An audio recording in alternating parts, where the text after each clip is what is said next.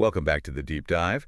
Today we are doing a really intense exploration of modern Italy. We've pulled together this incredibly diverse stack of source materials for you. I mean, we have everything from, municipal volunteer projects all the way to huge global demographic shifts. It really is a mosaic, isn't it? We're looking at a nation that's grappling with its own contradictions. How so? Well, you have a society that's intensely hardworking, yet really struggling with work-life balance. Right. It's getting hotter faster than a lot of its neighbors, but it's still finding these resilient pockets of comfort. And, everyone's embracing digital news, but they're still fundamentally skeptical of social media.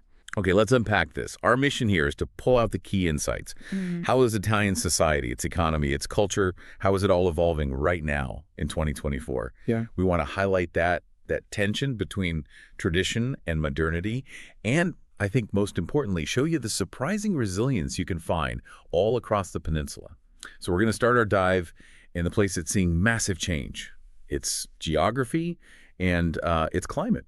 For the first time ever, the 2024 Climate Livability Index has just completely flipped the script. It's thrown out that traditional dominance of the North. That really is the big reveal. For decades, that index, which ranks cities on, weather and climate comfort, it was always ruled by northern and central cities, places like Imperia or Macerata. And now.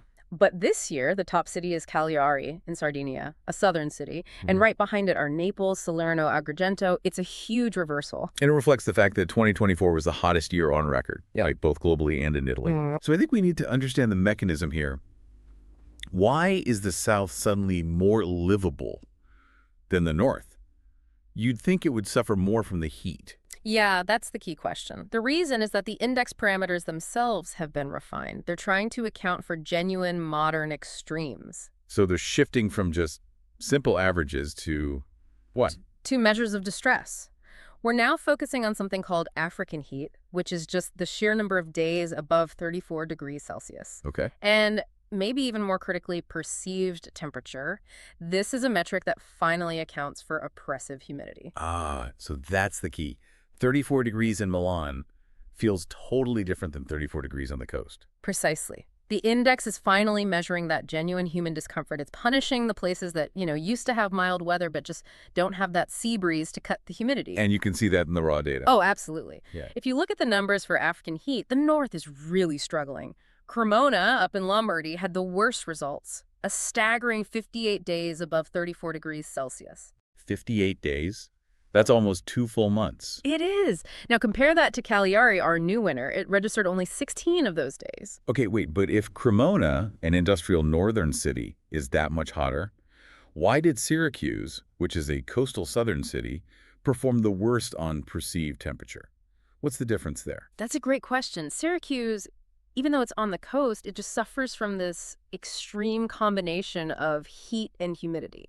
It logged 82 days above the extreme caution threshold. 82, wow. But it's not just the South. Look at the central cities. Rome had 66 days. Florence had 64.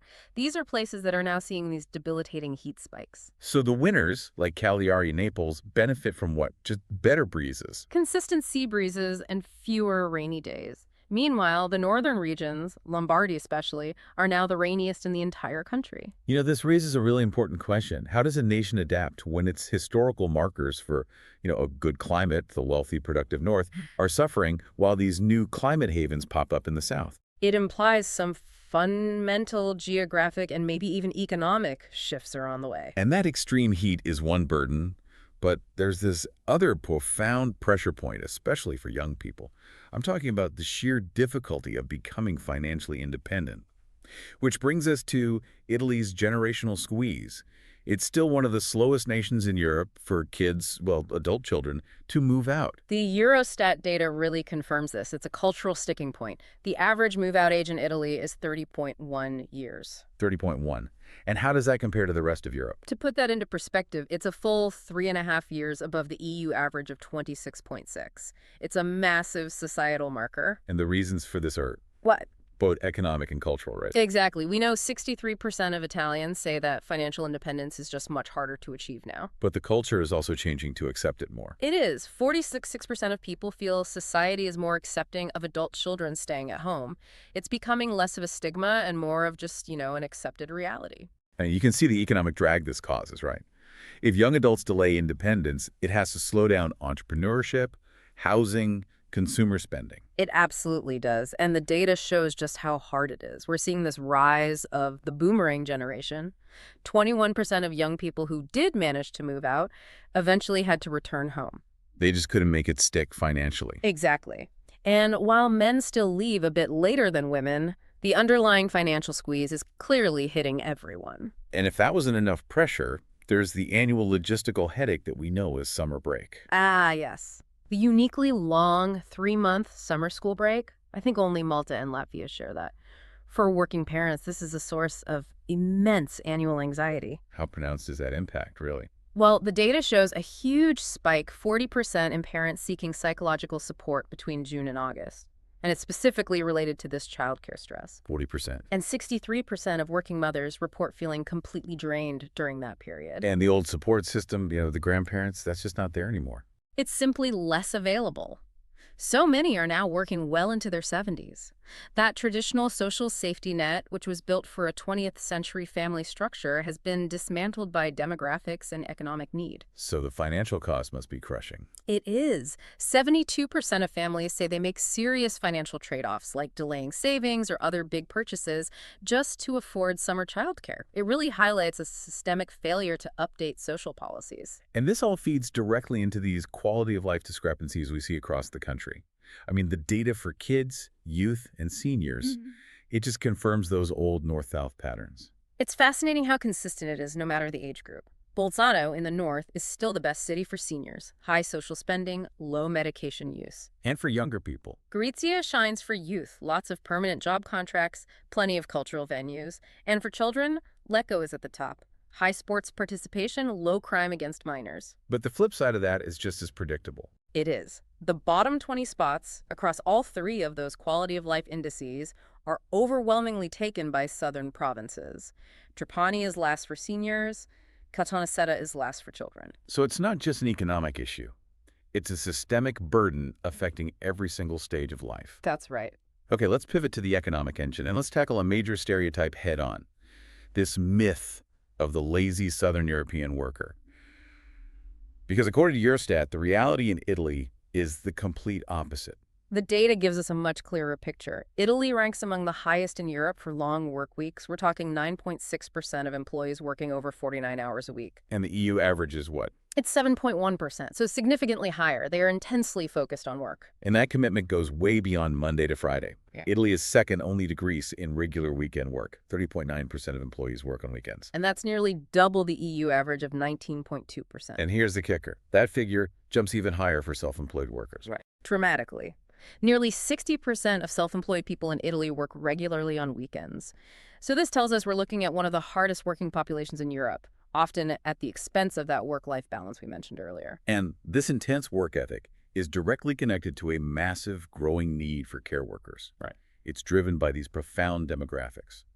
A low birth rate, under 380,000 newborns, and a rapidly aging population. The demand for domestic and care services is immense, and it's immediate.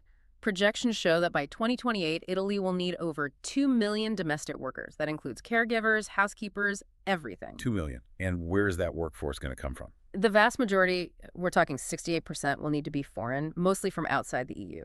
So to meet this demographic crisis, the country needs to establish minimum annual quotas of around 14,500 non-EU workers just for the care sector alone. The economic value of this sector is just staggering.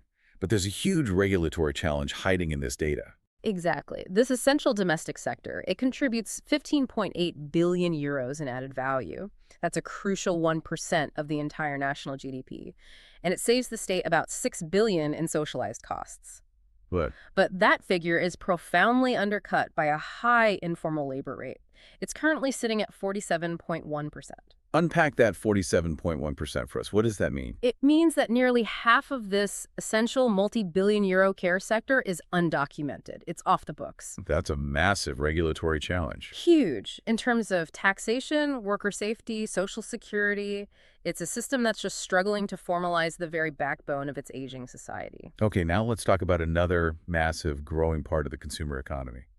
Pets. The cultural shift towards treating pets like full family members is creating a boom. It's a clear demographic swap. As human family sizes are shrinking, 56% of Italians now own a pet, mostly dogs and cats. And the cost reflects that elevated status. Absolutely. The average annual cost for a dog or a cat is over €1,000. That covers food, grooming, specialized medical expenses. The market growth statistics here are what I find really striking. Yes. The pet food sector alone is over €3.1 billion in 2024. But what's really insightful is the velocity of that growth.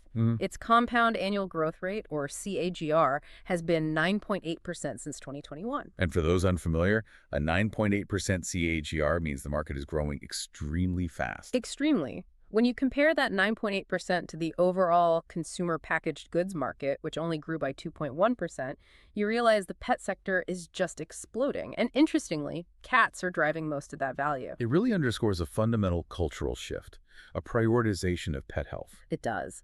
So we've covered the big systemic shifts. But now for the aha moments, these unique cultural adaptations that show local communities innovating and, finding some humor in their daily lives. And we have to start with the Umarell project. This is one of my absolute favorites. The Umarell, it's a neologism. It means little man or retiree. It's that cultural stereotype, Oh yeah, the elderly man, hands behind his back, intently supervising a construction site. That's the one. It started as a joke. It went viral. And now it's actual public policy, which is just brilliant. It is. The municipality of Villasanta, near Monza, they formalized the Umarell project. They recruit these expert watchdogs as civic volunteers. And these are often former engineers or skilled workers. Often, yes. So now they're registered, they're insured, and they're actively supporting the municipality. They're not just watching, they're providing real expertise during staff shortages. So they monitor public works, grass cutting, construction sites. And they report back to the city office. It is the ultimate example of turning an almost satirical behavior into an efficient, registered public service. I mean, only in Italy. That is fantastic. Okay, let's talk about another local resurgence. This one's in Naples. With the rediscovery of the Sofredna water springs under Mount Ecchia, they were considered lost for 53 years. And this water, it's more than just a source. It was a symbol of Neapolitan identity. It was served to royalty historically. And why did it disappear? Modernization, fears after a cholera outbreak decades ago, disputes over its commercial use. But now, after 4 years of research, it's flowing again. So what's the plan for it now? It's set to be managed as a common good, by local residents, by associations, and it will be collected using mumer, these ancient terracotta amphorae. So it's a deliberate connection to history, not commercialization. Exactly. We can't talk about cultural touchstones without mentioning the merendina, that single-serve snack that just defines childhood in Italy. It's a subtle but powerful case study in adaptation. It is. The whole sector is nearly €1.4 billion now, and the key feature is still its size, that average 35-gram portion. But the nutritional evolution is the real story. What have they done? Over the last 15 years, the industry has made these huge reductions in saturated fats, sugars, and total calories. A 30% reduction in sugars and 21% in calories that's massive for a snack food. It is, and the current market king is the croissant. It just shows that resilience through adaptation. And for a quick visual anchor, we should remember World Color Day and the importance of color in coastal towns like Burano or Procida. That story about the fishermen in Burano painting their houses those vivid colors just so they could see them through the dense lagoon fog. That's practical beauty born out of necessity, where resilience is literally defined by the color of your home. A perfect metaphor. It really is. Okay, let's quickly touch on the shifting information landscape. Because for the first time, the internet has now surpassed television as the main news source for Italians. That trend is now cemented, but here's the interesting part. That reliance on digital sources hasn't translated into blind trust. So people still trust the old media more. Exactly. Traditional media, TV, radio, print are still considered the most reliable sources. About 30% of the population has low trust in news from social media or video sharing platforms. So they're using digital for speed, but they're skeptical about authenticity. It's a healthy skepticism. And we also need to loop back to demographics with a really counterintuitive finding: the mountain comeback. While the nation as a whole is aging and depopulating, mountain communities are actually growing. They've grown by about 100,000 residents over the last 5 periods, and in a huge shift, mostly post-COVID, between 2019 and 2023, more Italians moved into mountain areas than foreigners did. That completely defies the national narrative. It does, though experts are cautioning that these regions need to urgently diversify their economies. They can't just rely on snow-based tourism with climate change. And a final nod to governance and infrastructure, the Italian Coast Guard. As they celebrate 160 years, there's a new report on their economic impact. This is a remarkable piece of data. For every single euro invested in the Italian Coast Guard, it returns €1.53 in economic value to the country. That's a huge return on investment. It is. They're the only body with a unified vision of the sea, managing 5,200 miles of coastline, everything from environmental protection to maritime rescue. That ROI just highlights how structurally important they are. So after all this, what does it all mean? We've seen a country where coastal cities are becoming climate winners, but working parents are just completely burned out. Where citizens are among the hardest workers in Europe, but they stay financially tied to their parents for years. And where local cultural quirks like the Umarell are being formalized into these really efficient public service solutions. If we connect all this to the bigger picture, you see Italy navigating these profound systemic changes. Demographic aging, extreme climate pressure, shifting ideas about family and work. And the common thread seems to be adaptation. It's adaptation, and it's often driven by local innovation or just sheer necessity. The nation is really learning to live with paradoxes. And we know Italy is facing a severe demographic challenge. The fertility rate is stuck at 1.2 children per woman. Yet the recent population report highlights this massive gap. 8 out of 10 childless adults report specific barriers preventing them from starting a family. So this raises a really important final question for you to think about. In a world of rising life expectancy that requires millions of foreign caregivers to support the elderly, is the ultimate measure of national success less about the birth rate itself and more about how effectively a society removes the barriers for those who actively wish to build the future they want?